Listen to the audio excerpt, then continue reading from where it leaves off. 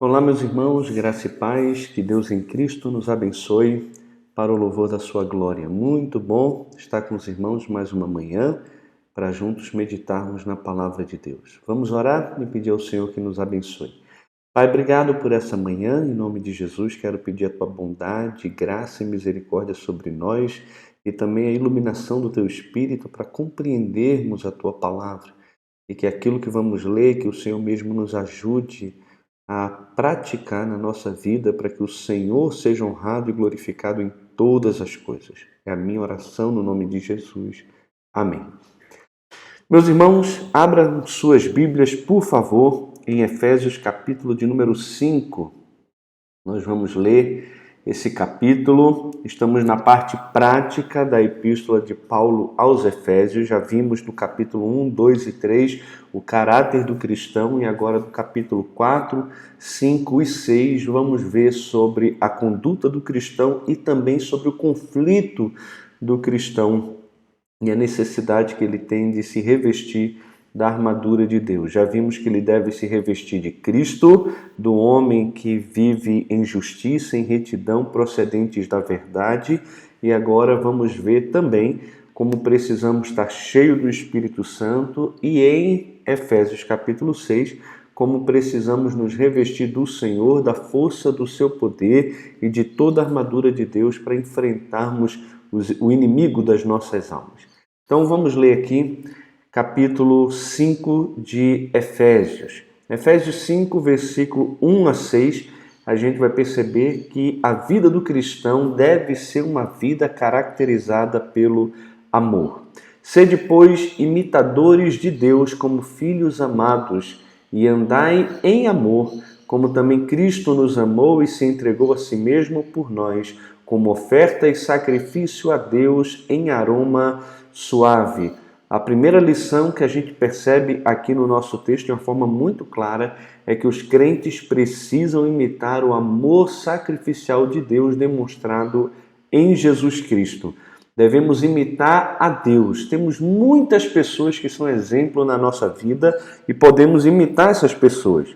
Devemos sim olhar para homens e mulheres de Deus maduros que nos estimulam na fé, mas acima de tudo precisamos olhar para Deus, precisamos olhar para o seu Filho e termos o Pai e o Filho como exemplo de amor a ser imitado. E aqui Paulo vai dizer, sede, pois, imitadores de Deus. Não é um pedido, é uma ordem.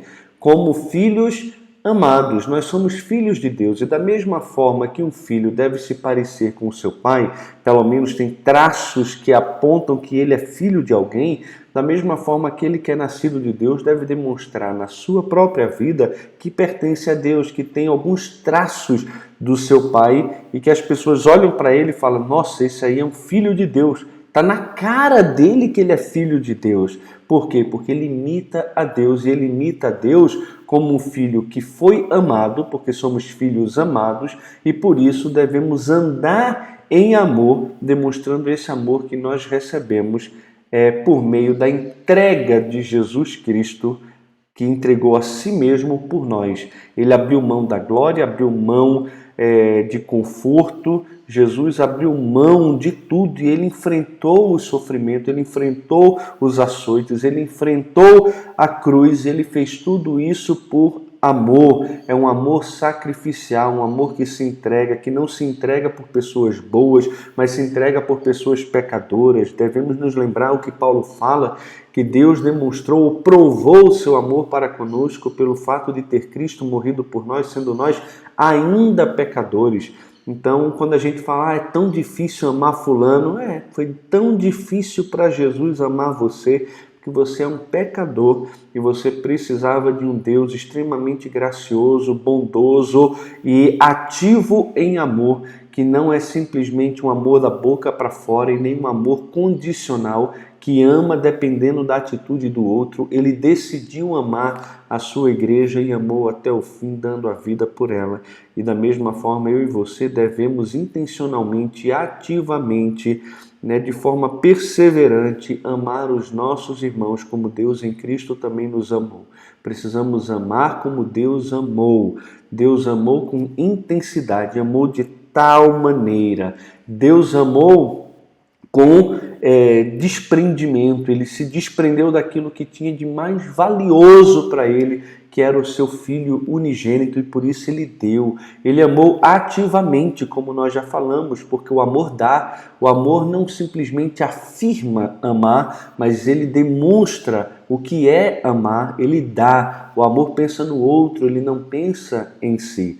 O meu bisavô, que era banqueiro, ele tem um livro escrito Lucro, à luz da compreensão, e ele diz que o lucro é um espelho capaz de revelar psicologicamente o seu adquirente. Esse espelho refletirá um homem sensitivo e jamais refletirá o amor. Porque onde há o verdadeiro amor, desaparece o sentido de obter vantagem, quer material, quer espiritual, e, portanto, o desejo de lucro. Concluindo, quero afirmar que o amor será revelado pelo grau de decadência do egoísmo. A civilização retratará o grau de intensidade do lucro. Quanto menor for o desejo de lucro, mais elevada será a civilização. E quanto mais sublimada for a civilização, mais intenso será o amor. O amor, ele abre mão daquilo que lhe é precioso por amor ao outro, para o bem do outro. E Deus amou que deu seu Filho para o bem de todo aquele que crê, porque todo aquele que crê tem a vida eterna, não entra em juízo, mas passou da morte para a vida. Então Jesus se entregou a si mesmo por nós, como oferta e sacrifício a Deus em aroma agradável. O amor, ele exala um bom perfume de aroma agradável a Deus e abençoa a vida dos outros que estão à nossa volta. Mas a impudícia e toda sorte de impurezas ou cobiça nem sequer se nomeie entre vós, como convém a santos. Nem conversação torpe, nem palavras vãs ou chocarrices, coisas essas inconvenientes, antes, pelo contrário, ações de graças. Sabei, pois, isto: nenhum incontinente ou impuro ou avarento que é idólatra tem herança no reino de Cristo e de Deus. Ninguém vos engane com palavras vãs, porque por essas coisas vem a ira de Deus sobre os filhos da desobediência. Portanto, não sejais participantes com eles, pois outrora eres trevas, porém agora sois luz no Senhor.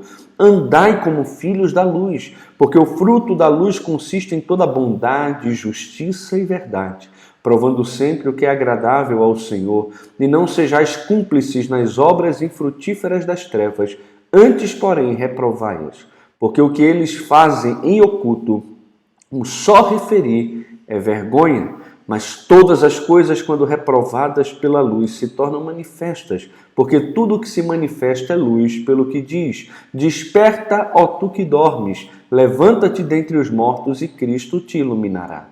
Portanto, vede prudentemente como andais, não como nécios e sim como sábios, remindo o tempo, porque os dias são maus. Por esta razão não vos torneis insensatos, mas procurai compreender qual a vontade do Senhor. E não vos embriagueis com vinho, no qual há dissolução, mas enchei-vos do Espírito, falando entre vós com salmos, entoando e louvando de coração ao Senhor com hinos e cânticos espirituais, dando sempre graças por tudo a nosso Deus e Pai, em nome de nosso Senhor Jesus Cristo, sujeitando-vos uns aos outros no temor de Cristo. Amém. Até aqui. A gente vendo a questão do amor aqui em Efésios capítulo 5, a gente vê que o padrão do amor é o próprio Deus e o amor sacrificial de Jesus por nós. Além disso, diz que os crentes também precisam eliminar os hábitos egocêntricos que marcam aqueles que não pertencem a Deus, como a gente viu aqui, impudícia, toda sorte de impureza, cobiça, nem sequer se nomeie entre vós. Por quê? Porque isso não é conveniente a santos. Conversação torpe, palavras vãs, chocarrices, coisas essas que são inconvenientes. Ao invés disso, o que deve acontecer? Deve existir ações de graças nos nossos lábios. Gratidão, diferente aqui da cobiça, e também palavras de edificação, palavras de graça, palavras de cura. A gente já viu isso ontem, que a língua do justo deve ser um manancial de vida. Sabei, pois, isto: nenhum incontinente, ou impuro, ou avarento, que é idólatra, tem herança no reino de Cristo e de Deus. Por quê? Porque uma pessoa que vive assim, que tem a vida marcada por essas atitudes, meus irmãos, não conheceu a Jesus ainda, não conheceu, né? Um cara que é idólatra, olha, totalmente voltado para as coisas do mundo, voltado para si mesmo, alguém que busca alegria, satisfação naquilo que não é Deus. Isso é um idólatra, não conheceu Jesus. Um impuro que faz do sexo o seu prazer, o seu Deus, que busca nisso a sua plenitude, a sua satisfação. Um homem avarento que coloca a sua satisfação, a sua confiança, a sua segurança no dinheiro, que quer dinheiro, e às vezes ele nem tem dinheiro, mas ele só sonha com dinheiro, ele só pensa em dinheiro, ele está até na igreja, mas o coração dele está no mundo, ele só pensa em dinheiro, só pensa em coisas grandes demais para ele. Quando ele tem, ele acumula, ele pensa em mais, ele coloca a confiança dele naquela sua poupança, no dinheiro que ele tem aplicado, que ele tem em ações, o que ele tem, ele pensa em dinheiro o tempo todo. O coração dele é dominado pelo dinheiro. Jesus disse que ninguém pode servir a Deus e as riquezas ao mesmo tempo. Então essas pessoas não têm herança no reino de Cristo, não têm herança no reino de Deus. Além do mais, a gente vê que os crentes não devem permitir que mentiras mundanas os lancem sobre a ira de Deus. Ninguém vos engane com palavras vãs, porque por essas coisas vem a ira de Deus sobre os filhos da desobediência. Olha aqui, palavras vãs, enganar com palavras vãs, entregar-se a mentiras do mundo, que negam a Cristo, que nega a soberania, a grandeza, a beleza de Deus, a verdade de Deus. É contra essas coisas que a ira de Deus se manifesta contra os filhos da desobediência. Nós antes éramos filhos da desobediência e a ira de Deus estava sobre nós, como está sobre os demais filhos da desobediência, mas nós fomos ressuscitados com Cristo, nós estamos assentados nos lugares celestiais em Cristo Jesus, nós fomos feitos nova criação da parte de Deus, então nós não somos filhos da desobediência e por isso não precisamos dar ouvidos e nem permitir que os filhos da desobediência nos enganem com as suas palavras vazias e tolas. Tá certo? A nova vida dos crentes precisa ser caracterizada pela pureza. E o princípio aqui da pureza é não se envolver com aqueles que praticam aquilo que é mal. Olha o versículo 7. Portanto, não sejais participantes com eles. De quê? Das coisas que não convêm a Deus, de tudo que Paulo já vem falando aqui na parte de cima. Meus irmãos, não devemos nos associar com ninguém que seja impuro, que seja avarento, que seja mentiroso. Se a gente começa a andar com as pessoas que não amam a Deus, não temem a Deus e desobedecem a palavra de Deus e atraem sobre si a ira de Deus, daqui a pouco eu estou atraindo sobre a minha própria vida também a ira de Deus. A Bíblia vai dizer lá em 2 Coríntios capítulo 6, nós lemos sobre isso: retirai-vos do meio deles, separai-vos, diz o Senhor, não toqueis em coisas impuras e eu vos receberei. Serei o vosso Pai, vós sereis para mim filhos e filhas, assim diz o Senhor Todo-Poderoso. Eu e você precisamos nos afastar daqueles que andam em todo tipo de impureza, imoralidade, avareza, uma vida que não é coerente com o caráter e com a vontade de Deus procedentes da verdade. Tá? Além disso, a gente vê que a premissa da pureza é que filhos de um pai puro reflitam também seu caráter bom, reto e também verdadeiro. Outrora eras trevas. Antes eu e você estávamos nas trevas, perdidos. Porém agora nós somos luz no Senhor. Andai como filhos da luz. Se eu e você somos luz no Senhor, devemos andar como filhos da luz. E por quê? Porque o fruto da luz consiste em bondade, justiça e também em verdade, provando sempre aquilo que é agradável ao Senhor. Então, meus irmãos, se o princípio da pureza é não se envolver com aqueles que praticam o mal, a premissa da pureza é que filhos de um pai puro reflitam seu caráter bom, reto e também verdadeiro. A prática da pureza é expor o pecado dentro da comunidade, a fim de trazer aqueles irmãos errantes de volta para a luz de Deus. A gente tem irmãos que, mesmo dizendo-se crente, estando na igreja, estão vivendo nas trevas. Foram libertados das trevas, saíram das trevas, foram salvos por Cristo, Jesus morreu por eles, mas ainda estão andando com os filhos da desobediência. Estão sendo caracterizados não pelas obras da luz ou pelo fruto da luz, mas por uma vida de pecado. E o que Paulo está dizendo aqui?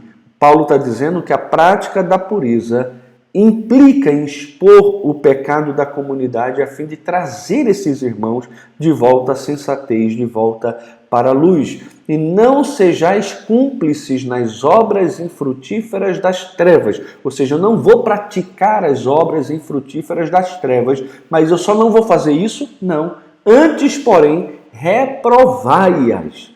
Por quê? Porque o que eles fazem em oculto, o só referir é uma vergonha. Tem gente na igreja que está vivendo uma vida vergonhosa, que só abrir a boca para falar da atitude que eles estão tendo é uma vergonha. Mas todas as coisas, quando reprovadas pela luz, se tornam manifestas. E quem é luz aqui no Senhor? A igreja é luz no Senhor. E a igreja não apenas não participa das obras infrutíferas das trevas, mas ela reprova as obras infrutíferas das trevas. Nós chamamos os irmãos e falamos: ei, vem cá, você não está vendo que esse caminho que você está vivendo é um caminho de pecado? Olha o que a Bíblia está dizendo aqui. Você precisa se arrepender do seu pecado, voltar à sensatez e se submeter a Cristo como Senhor da sua vida.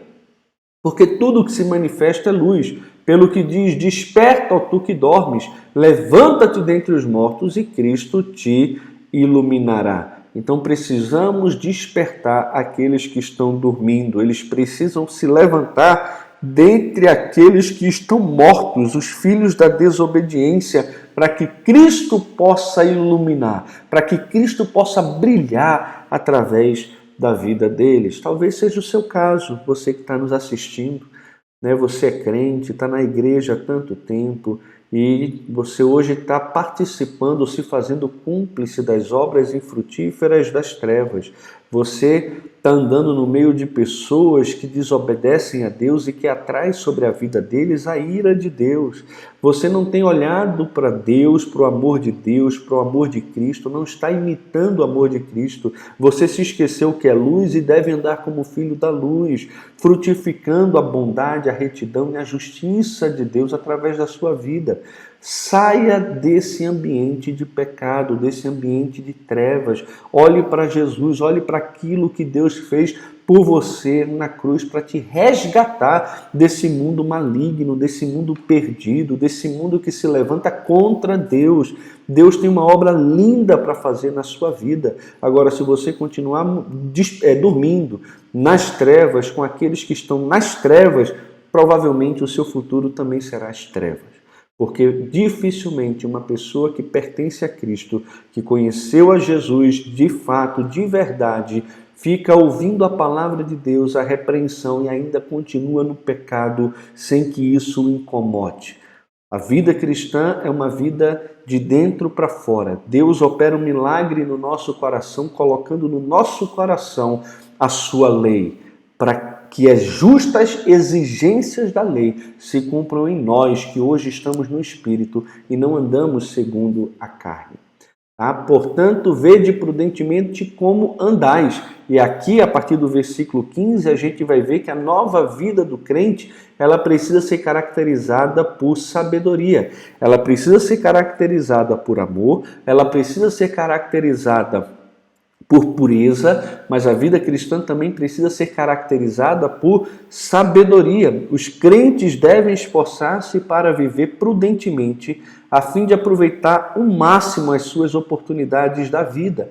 Vejam prudentemente como vocês andam, não como nécios, e sim como sábios, remindo o tempo, porque os dias são maus. Nós vivemos em dias maus, precisamos ter sabedoria da parte de Deus para aprender a administrar no nosso tempo e então conhecer qual é a vontade de Deus. Por esta razão, não vos torneis insensatos, mas procurem compreender qual é a vontade do Senhor. Precisamos buscar o conhecimento da vontade de Deus para a nossa vida. A vontade de Deus, como a gente já tem percebido, meus irmãos, é que possamos dar fruto por meio de Jesus.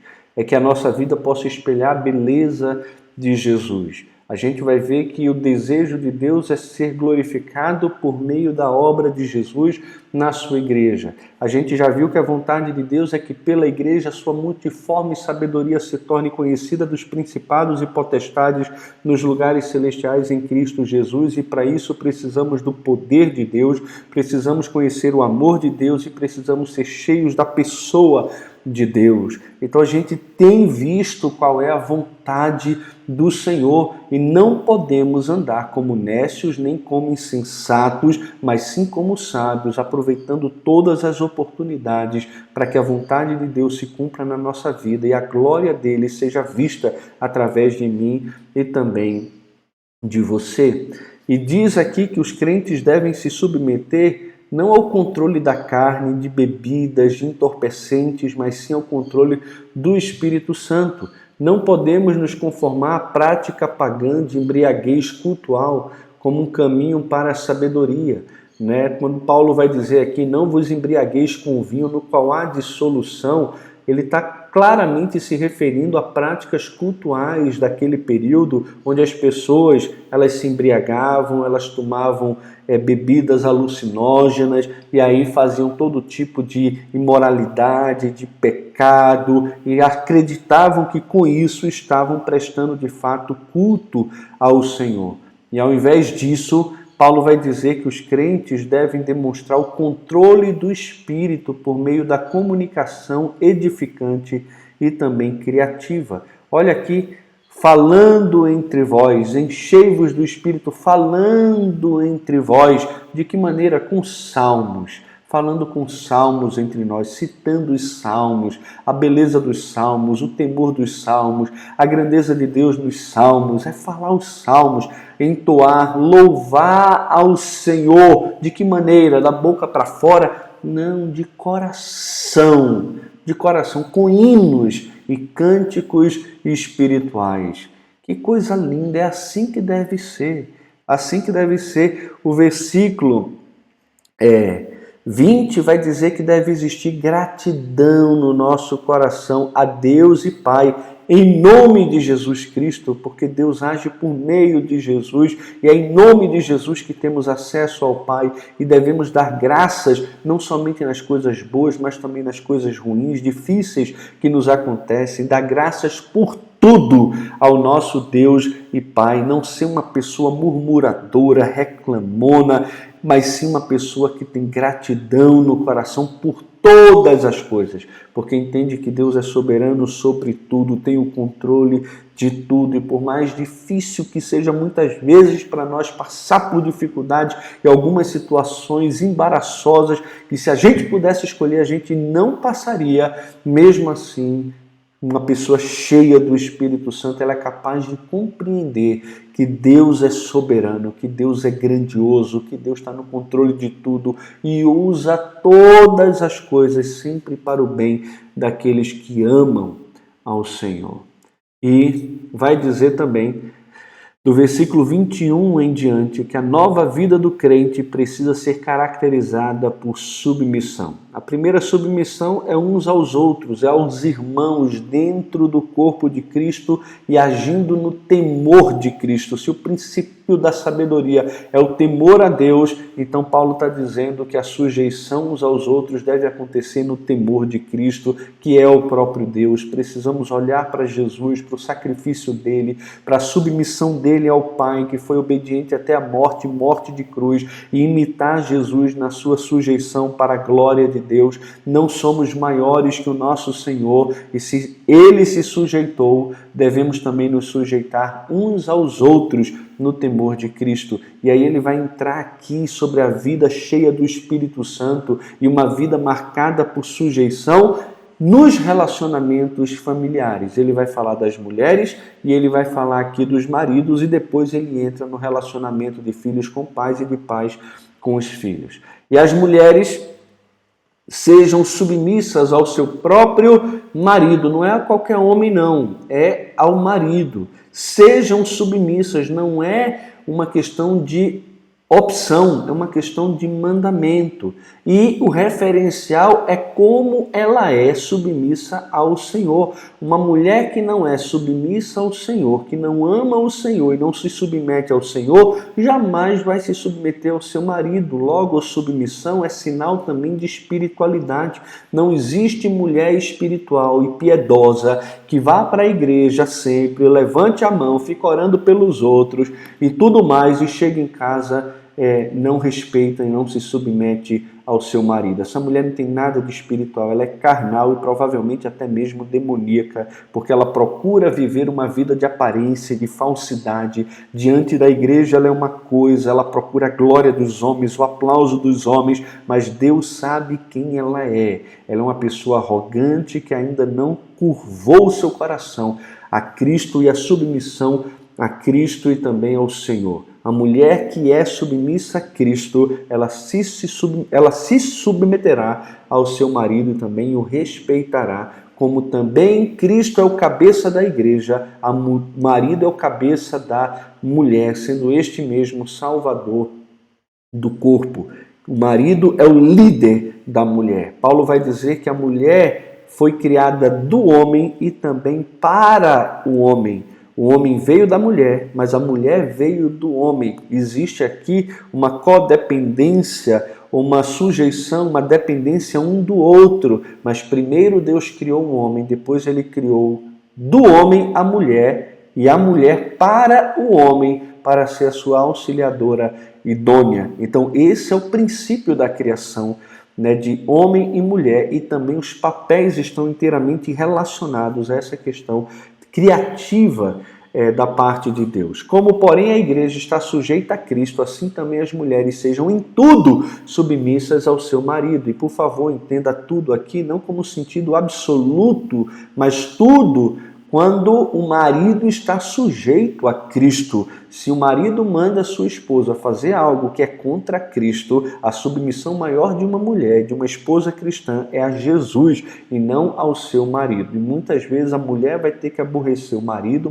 vai ter que aborrecer a sua mulher, os seus filhos, por amor a Cristo. É a Ele que nós nos submetemos acima de tudo. Mas quando o marido pede uma coisa para sua esposa que não é contra as Escrituras, a esposa, por temor a Deus e em submissão à sua palavra, deveria sim se submeter ao seu próprio marido. Maridos, amai vossa mulher, não outras mulheres, mas a vossa mulher, como também Cristo amou a igreja. Olha o padrão. O padrão é Cristo, não é o outro homem, não é o vizinho. O padrão é Cristo. E ele amou quem? Ele amou a igreja. E quem é a igreja? A igreja é formada por pessoas pecadoras, salva pela graça. Então a sua esposa não é perfeita, sua esposa é uma pecadora que você precisa amar. E ele fez o quê? Ele a si mesmo se entregou por ela. O amor de Cristo é intencional, é sacrificial, é constante, da mesma forma que o marido deve amar a sua esposa.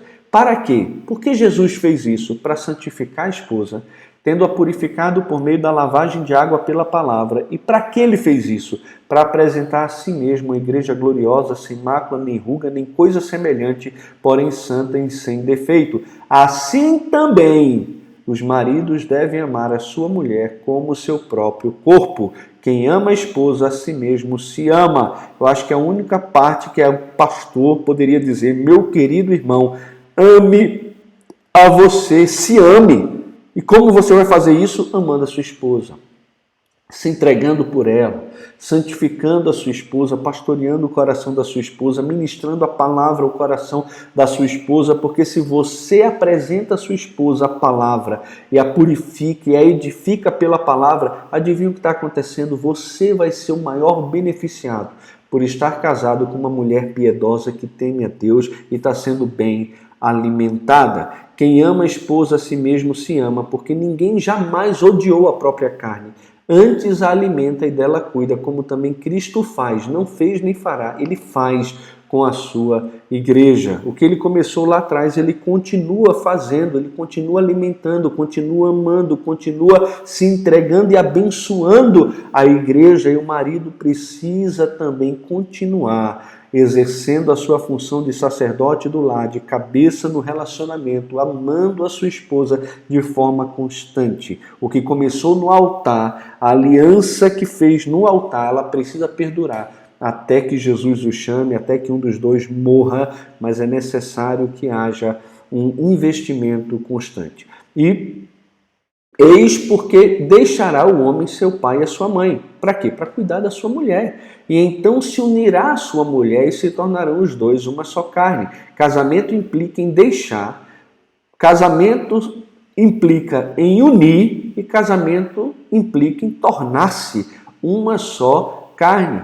O homem deixa seu pai e a sua mãe, ele rompe com os laços genéticos e ele se une, ele cola a sua mulher, não as suas mulheres. Relacionamento monogâmico, um relacionamento indissolúvel, ele se une à sua mulher. Relacionamento heterossexual é homem se unindo à mulher, não homem com homem, não mulher com mulher, mas homem e mulher. E os dois se tornam, pelo relacionamento sexual, uma só carne, dois se tornando um, refletindo um Deus que é três em um.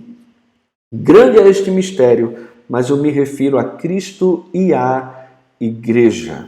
Não obstante vós, cada um per si também ame a sua própria esposa como a si mesmo, e a esposa respeite ao marido.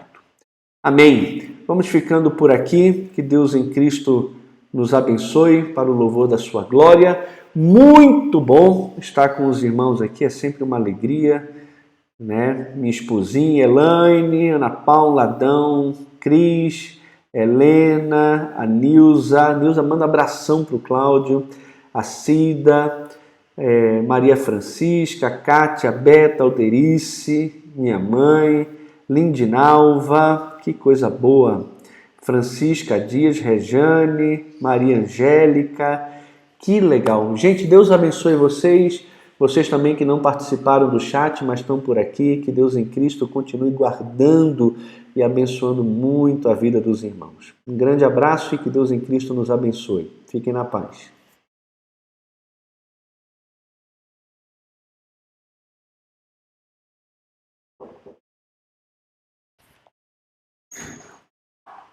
Nossa,